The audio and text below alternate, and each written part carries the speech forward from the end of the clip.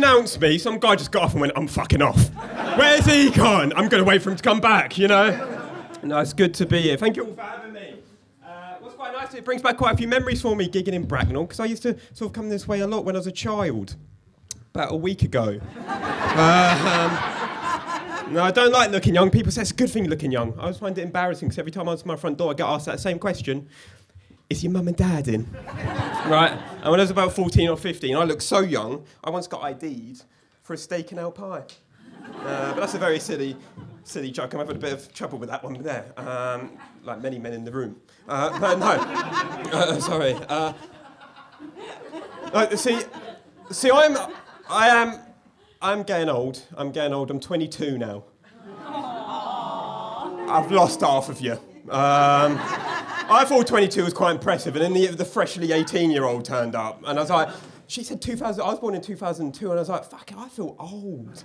My knees are going, my back's going compared to that, but no, it is good to be, and like many other 22-year-olds, I think that's one of the nice things about comedy, right?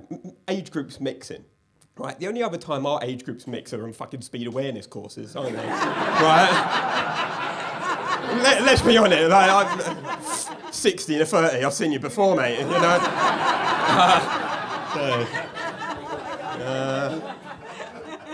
No. But no, I'm a very anxious person, we're a very anxious generation. Are you an anxious person, freshly 18-year-old? You are. You said that with a lot of confidence, you know? Yeah, man, he's back. Oh, welcome back. Good, you've missed an incredible set already. No, we are a very anxious generation, right? I was up at work in the office last week, and the question of how many burgers could you eat in an hour comes up, right? Because we're a very serious business, right? How many burgers, right? The only other 21-year-old in the office goes, I reckon 2. 2? We're a generation of fucking losers, right? I reckon I could have done 3 and I've got acid reflux, right? It's not life or death, you know? And I suffer with social anxiety, so I enjoy talking to people. I just get very nervous. I never know what to say next. I just get quite awkward because of it. So you should have seen some of my earliest comedy crowd work, right? It always used to go a bit like this. You go, Claire, can I talk to you? Right, that's enough for me.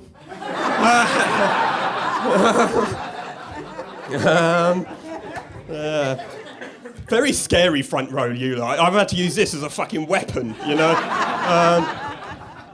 And I shake when I get nervous. Don't know other nervous people do this, but I shake so badly. If I was a dog, you wouldn't know whether to pet me or put me down, right? And shaking makes employment difficult, because I used to be a waiter. I know, a waiter scared of people. Every time I delivered a dish, right, it was like I was carrying a fucking bomb. And I'm going to hold my hands up and say, I should be better at controlling my nerves. I really should, because I started comedy when I was 16 years old, right? But the problem with starting at such a young age, it wasn't even my nerves, it was actually how relatable can you be, right? What you talk about that makes every age group laugh, right? I remember going up on stage at my first ever gig, and I remember going, isn't it shit having double maths and science on the same day? She's loving that one, she's going through it, do you know what I mean? So are you still at school, or are you uni? Are you planning on going to uni, or? Oh, God. The voice of our generation, you know what I mean? I don't know. I mean, I did drama, right? And I'm in a basement in some town, do you know what I mean? I have no idea where I am. What are you planning on going to uni? Maybe. Good.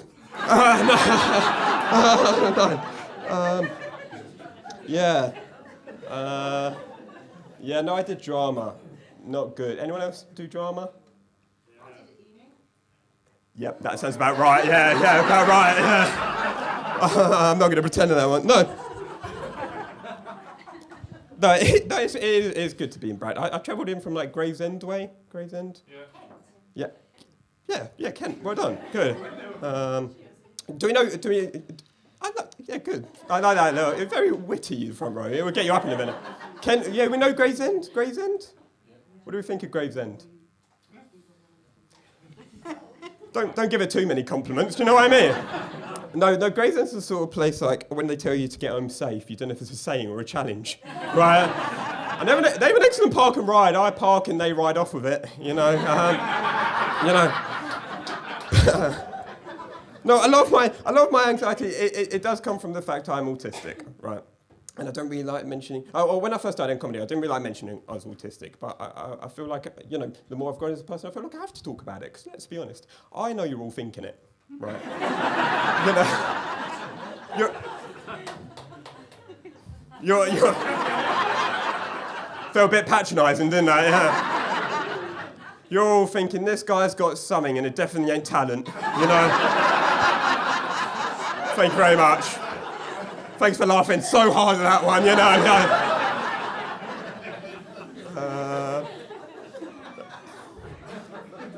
Anyone else neurodivergent?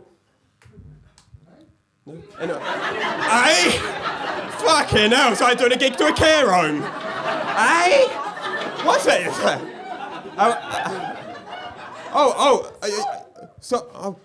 What happened?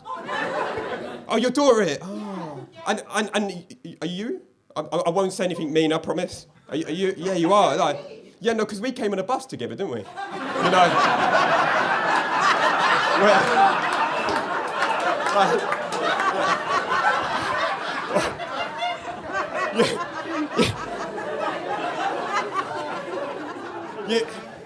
You were filling out spreadsheets, I was licking the windows, you know.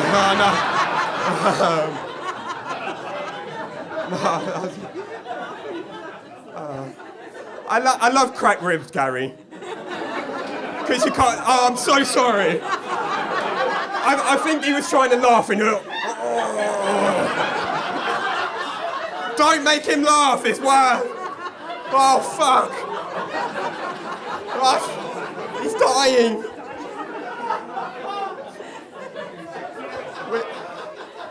We're gonna lose fucking Gary. We're gonna lose.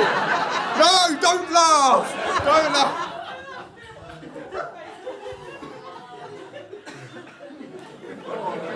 Okay, right. I'm just going to do another 1 minute before he fucking goes. Oh, fuck. I was diagnosed with your Asperger's. Do we know that, the original Asperger's? Yeah, right. I was diagnosed about age 5, and what they did, they took me to a separate room, got me to play with a load of toys, and they went, he's clearly got it, right? How can you tell from a child playing with a load of toys? I think that's why I'm such a nervous person. I'm so scared of doing anything in fear of getting diagnosed with something else, right? You know, I'll go to put the bins out and they'll go, he's got ADHD, you know. No, and I don't know if they know they had to change the name of Asperger's to just autism. Did you know this? Do you know why? Was the weirdo that was at Asperger? He was a nasty. Yeah, I said one gig, right, similar to that, what? Like, A's piped up. A, what? He can only speak in one word, you know, it's just shocks of inspiration. What do you want for dinner? A? No, I love it. Shit. He's going along with it, I like it. Keeping an eye on you, Gary. We've only got, no. Yeah, so I asked that one gig, and I was like, does anyone know why? And this woman, she went, oh, well, the person that invented Asperger's was problematic, right? That's the first time any Nazi's been described as problematic, you know? Can you imagine her as your history teacher? You know Mussolini? Silly bugger, you know? Silly bugger. But yeah, so they had to change the name of Asperger's just to autism, and I thought, that's a bad idea. It's a really bad idea, because why would you do that to a group of people that hate change? I know. No, but it's a change of routine. Like, autistic people love a routine, right? I absolutely fucking love a routine, right? When I was younger, I used to stick to a very strict one, you know? I used to wake up, have a shower, eat breakfast, go to school, come home, have dinner, go to bed, wake up, have a shower, eat breakfast, go to school, so on and so on. And having a strict routine was important for me. It was something I tried to follow into my adult life, right? But recently it's become really difficult to follow such a strict routine such as this, because I should have left school 5 years ago. You know? I can't keep going back, you know? But like, you still get like the occasional weird conversation. Like, I'm a more confident about talking about, but you still get the occasional weird conversation, right? I was at a gig generally a few months ago, and there was these two middle-aged women, right, both extremely talkative, but neither of them listened to each other, right?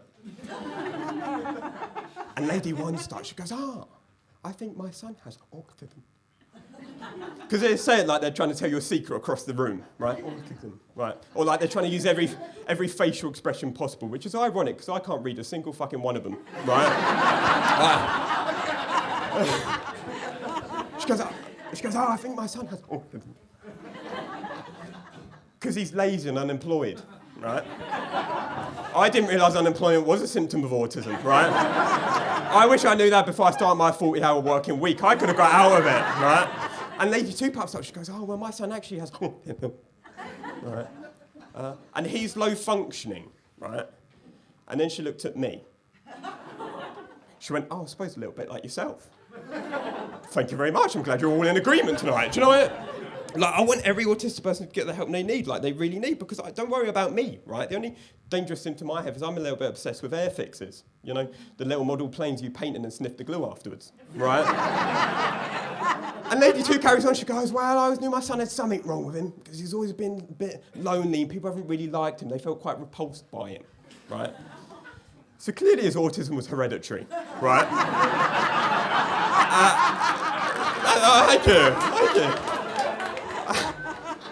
And I had to explain to her, every autistic person's very different. We all live in different ways. I've got this fucking weird autism where I like feeling things, you know, like textures and materials, right? And I get a lot of enjoyment from it, right? So much so, my parents never took me to Legoland, right?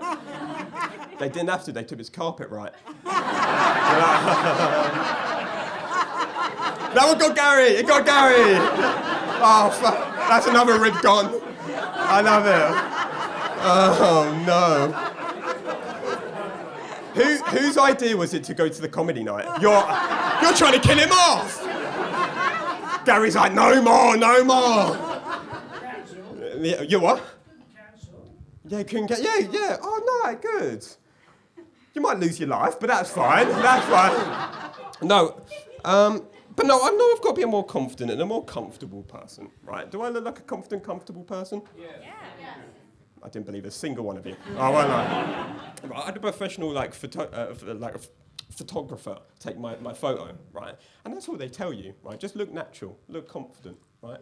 Does anyone know how to look natural, right? In one photo shoot, this is what I did.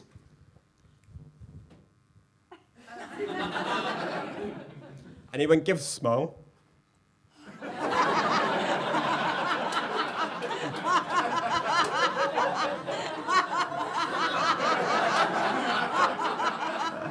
I look like I've been caught taking a shit on your front garden. I love he put his camera up at that moment. I was like, no more. Air fixers? Anyone an air fixer? Air fixer? Are you? Yeah. Oh, do you generally? Yeah, genuinely. Oh, I've just finished this absolutely like brilliant Phantom FGR. There used to be a shop in Bracknell that specialised in air fix. Did it? Yeah, very good. All online now. Is it? Good. I'm so sorry. No, I tell you about a time I was comfortable, because it's certainly not now. I was on my driving test, and it sounds weird. A lot of people get very nervous on their driving test, but weirdly I didn't. And I didn't, because I looked over my driving instructor. He was so comfortable, he was looking out the window, right? That's how comfortable I was, plain looking out the window. But I'm so glad he was looking out the window, because I got so comfortable, I was looking out the sunroof. And you see a lot of weird stuff while driving. Like, last week, I was following this ambulance, right? We're going about 100 down the hard shoulder. And on the back of this ambulance, right, there's a small little sticker. It just says, we are working on becoming dementia-friendly, right? And I thought to myself, well, what the fuck were I like beforehand? What did they do to warrant that sticker? I think a sticker's too late, right? I want to be told on the phone, do you want a paramedic or a fucking dickhead, you know? Like, how bad were they? Do you think they went to an old lady's house, slapped her and went, she won't remember that in the morning? That's mean. My nan has dementia. He's still laughing. Fuck him. No, mate, it's very sad. A lot of it's about forgetting things. Sometimes she might forget me, sometimes she might forget my parents. A lot of it's actually about forgetting where she lives, right? But what's ironic is 14 years ago, my nan's neighbours moved her bins, right? And to this day, every time she sees that neighbour, she goes, "You bin moving bastard," you know? But this has been a really great gig. Thank you all for having me. I've still got about 40 seconds left, so we might as well wait it out.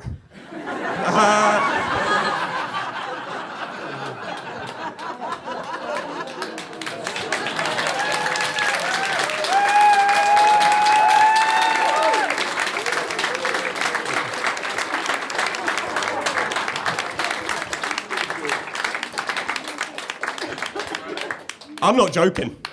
We're going. No, I'll end it on this. As I awkwardly adjust the microphone. I've recently just had some brilliant news. I've recently just joined the Army Reserves. I know, right? And I was just like, I've got to do it. I've got to prove I can be brave. I've got to prove, you know, I can make something of myself. And like, I was like, you know, I can deal with bombs. I've been a waiter. You know, how hard can it be? You know, and it's even. You what? Comic?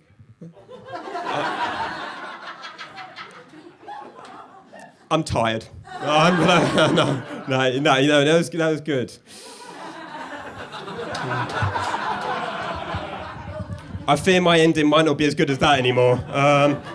No, and I was like, I even remember seeing the adverts, right? And I was like, you know, I can do an air fix. I can glue a plane back together.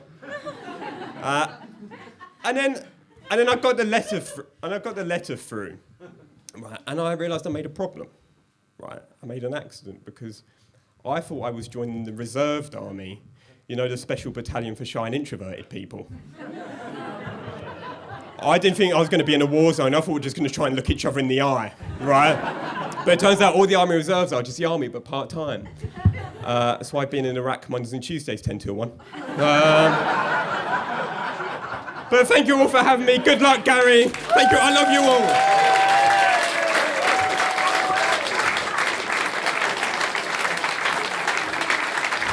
Scott Fisherton, everybody!